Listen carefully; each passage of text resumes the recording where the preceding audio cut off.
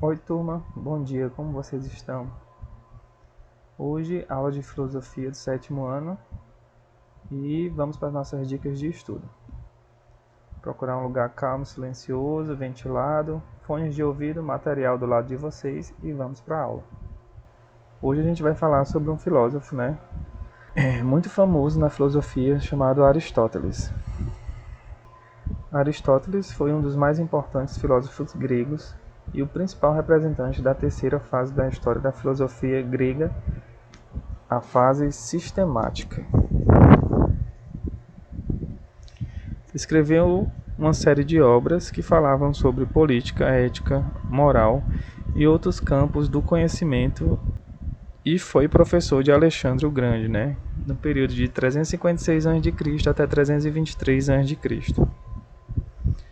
Por conta do local de seu nascimento, o autor é chamado comumente de o Estargirita, de ordem aristocrática. Causou admiração pelo seu comportamento requintado e pela sua inteligência. Logo se tornou discípulo predileto do mestre que observou. Aí tem uma citação dele, Minha academia se compõe de duas partes, o corpo dos estudantes e o cérebro de Aristóteles. Com a morte de Platão, em 347 a.C., brilhante e famoso aluno, se considerava o substituto natural do mestre na direção da academia. Porém, foi rejeitado e substituído por um ateniense nato. Decepcionado, deixou Atenas e partiu por Artaneus, na Ásia Menor, então grega. Foi conselheiro de estado do antigo colega, o filósofo político Hermias. Casou com Pítria, filha adotiva de Hermias, mas quando os persas invadiram o país e mataram seu governante, ficou novamente sem pátria. Em 343 a.C., foi convidado por Felipe II da Macedônia para preceptor do seu filho Alexandre. O rei queria que seu sucessor fosse um requintado filósofo, assim como preceptor na corte da Macedônia. Durante 4 anos, teve a oportunidade de prosseguir suas pesquisas e desenvolver muitas das suas teorias. Aristóteles muitas vezes fez objeções ao idealismo de seu mestre Platão. Para Platão, existem duas categorias de seres: o mundo sensível, que é o mundo das aparências, do que a gente pode ver, observar, e o mundo inteligível, essencial, que é aquele mundo, das ideias e etc. Assim, nenhum objeto concreto conseguiria representar a si mesmo na sua totalidade. Somente a ideia asseguraria o conhecimento seguro, que seria acessada pelo intelecto e pela razão. Por sua vez, Aristóteles afirma que só havia um mundo. A grande diferença era como conhecemos esse mundo, pois captaremos através dos sentidos e do intelecto.